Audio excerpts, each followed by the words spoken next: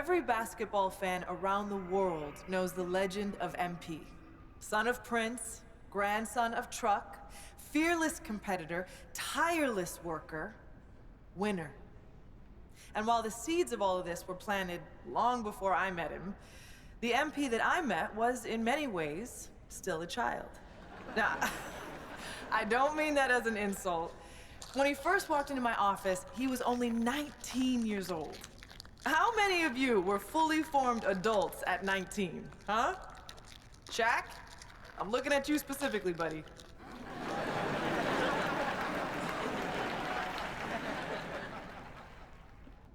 Now, what do I mean when I say he was a child? Well, for one thing, he had a child's enthusiasm for the game. MP hung on my every word when we first met. Listened to everything I said like it was the most important thing he had ever heard. I mean, he really did listen. You know, he'd go out and execute something you talked about in a film session like he'd been working on it his entire life. But he was a child in other ways, too. For one thing, he was obsessed with Ninja Turtles.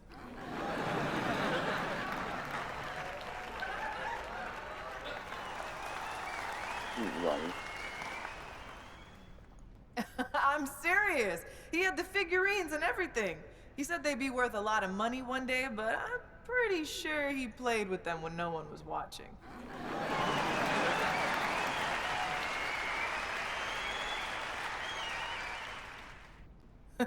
What I'm trying to say is that MP was himself. First and foremost, from day one in the league until the day he retired. And while he did a lot of growing up over the years, that boyish enthusiasm for the game never left him. It's what made him great. He never lost that passion for learning and growing and getting better. And I'm pretty sure he still has those Ninja Turtle figurines laying around somewhere. Now, you can't talk about MP without talking about his accomplishments on the court. So, let me talk about some of the most impressive. He holds the record for most points scored in a single season.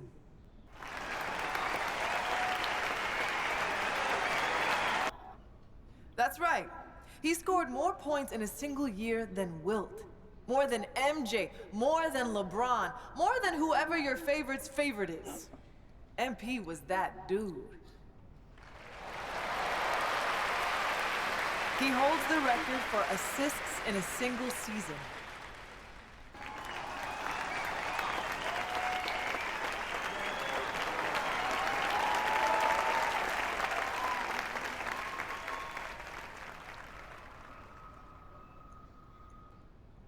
I've never seen someone so dialed in over the course of an entire year, and I doubt we ever will again. He holds the record for three-pointers made in a single season. Now, records are made to be broken, but it's gonna be a long time before we see someone that locked in for that long a period of time. He broke the most unbreakable record in sports, topping Wilt's famous 100-point game.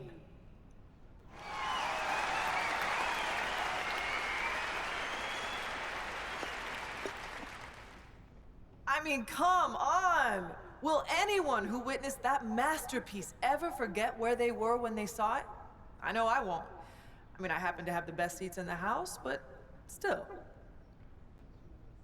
Look, I could go on and on about the greatness of MP, but I know he likes to do that too. So, rather than step on all of his toes, allow me to introduce the man you are all here to see, the legend, the GOAT, MP.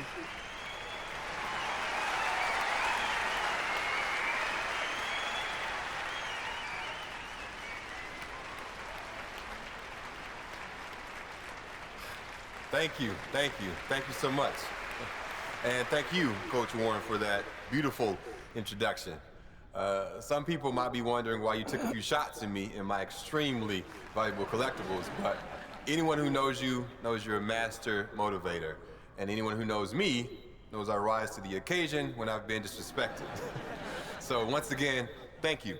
Thank you from the bottom of my heart for helping me unlock the best version of me. Like Coach Warren just mentioned, people know my story by now. They know about my grandpa, the late, great Truck. They know about my father, Prince, and how he joined the league as a cocky kid, but left a champion. And what they might not know is that throughout my career, me and my dad would have these sprawling conversations late into the night, where we talk about the history of the game and my family's place in that history.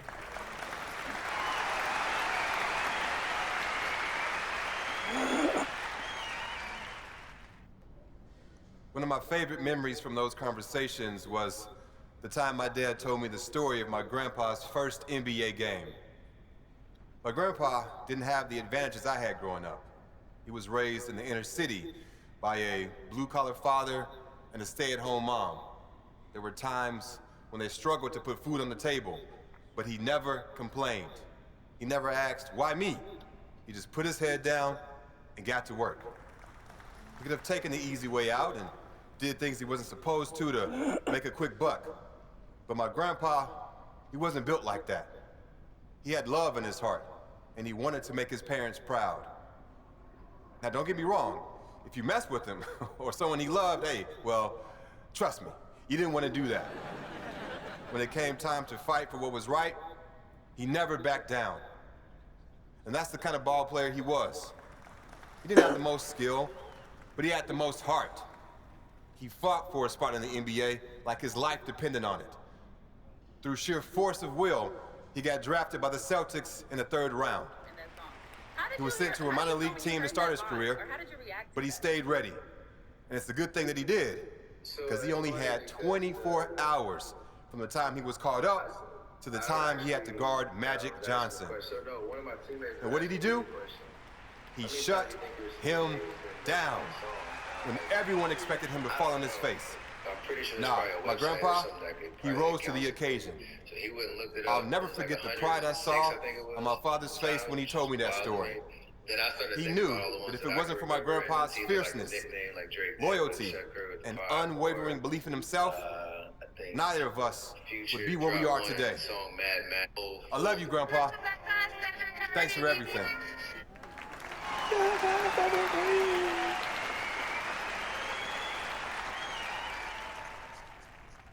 One of my favorite moments from those conversations was when my dad told me about the game that my grandpa outdueled Michael Jeffrey Jordan. Everyone remembers Truck as a defensive force, a great locker room guy, a valuable veteran mentor who showed young guys the ropes. But what most people don't remember is that the man could hoop.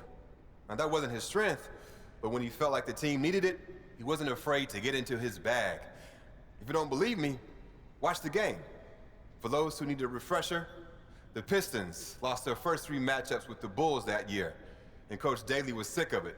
So during the 4th game, when MJ went out for 11 of the Bulls' first 12 points, my grandpa got the call to come in and knock MJ around a little, bad boy style. But Grandpa had other plans. He knew that what the team needed that day was for someone to go toe-to-toe with his airness. And by the time the dust settled, defensive stalwart Truck had outdueled the great Michael Jordan. The thing that I love about that story is that it shows a side of my grandpa most people didn't get to see. He sacrificed for his family, and he was a really serious guy, but he loved life, and he loved the game of basketball. And every once in a while, that fun-loving guy would come out of his shell and show the world that you can't pigeonhole someone, no matter how well you think you know them. One of my favorite memories from those conversations was the time that my dad told me about his first game against the late, great Kobe Bryant. People might remember that my dad was on fire that game, and you might expect him to be proud of that. But it turned out to be the worst thing for him, because it gave him too much confidence. You need to believe in yourself to make it in this league, for sure. But the flip side to that is, you have to stay hungry. And sometimes, when you get early success, it can go to your head. That's what happened to my dad. He took his foot off the gas and was left behind. For a little while, anyway. The great thing about this story is it ends in triumph. Rather than whine and sulk his way out of the league, he got his head screwed on straight, got to work, and ended his career a champion. Growth isn't linear. When you think things can only go up, they go down. And when you think things can only go down, hey, they go up. My dad learned that the hard way, but he learned it. And that perseverance is something I'll always respect about him. One of my favorite memories from those conversations is when my dad told me about shutting down the great LeBron James in the NBA Finals. I love you, LeBron, don't get me wrong, but this is my moment, so I gotta tell this story.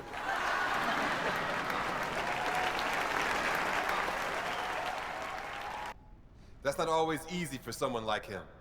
My dad could hoop. He had everything in his bag. But the proudest moment of his career was Game 4 of the Finals, when he used every last ounce of energy he had to shut down the greatest player on the planet.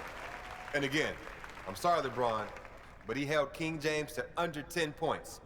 Do you understand how wild that is in that moment? Lots of people still think he's some brash kid with no respect for the game.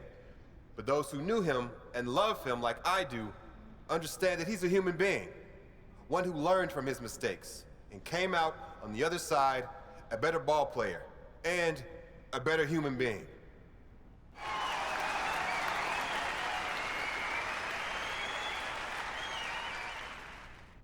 My family paved the way for me, and I had every advantage growing up. But once I got to the NBA, they couldn't play the games for me. And as a lot of you remember, my first game was the most hyped debut since LeBron James. All eyes were on me, and everyone expected me to be spectacular. So what did I do? I killed it, obviously. I'm sure you guys remember.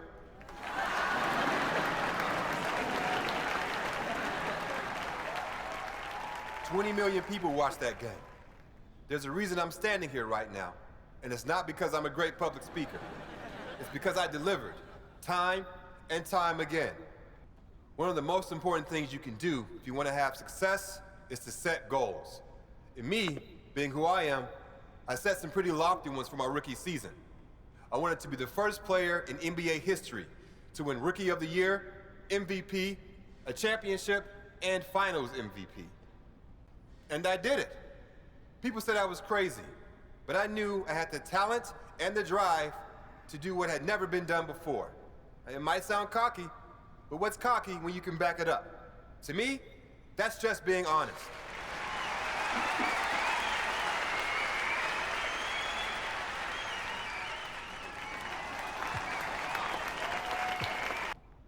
When people talk about my career, one of the first things they mention is how many championships I've won. And when I meet people for the first time, one of the most common questions I get is, what's it like to have more championships than Michael Jordan or LeBron James? Most people think I'll talk about the glory, the money, the fame. But when I think about those championships, I think about the people I shared those moments with.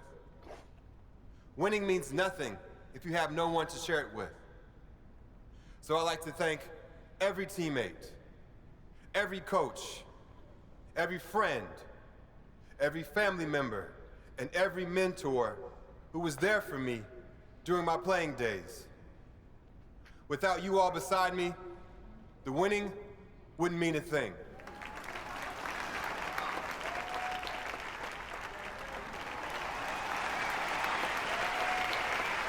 I don't want to take up too much of your time, but I do want to touch on this GOAT discussion that's been making the rounds after a couple of high-profile pundits have named me the best to ever do it. On the one hand, it's flattering. When you work as hard as I do at something like this, of course, a part of you wants to be the greatest. But what a lot of people in my situation won't admit is that so much of what I've accomplished comes down to luck. Yes, I made the most of my situation. But if I'm 5'0", basketball is completely off the table for me. I got lucky with my genes, lucky with my family, and lucky to be born where I was, when I was. So if you consider me the GOAT, well, I appreciate that. I'm proud of that. But to all the people in the world who can't do what I do, who aren't rich or famous, I want you to know that you're loved for who you are by the people who matter most. And that's way, way more important than anything you can do on the basketball court.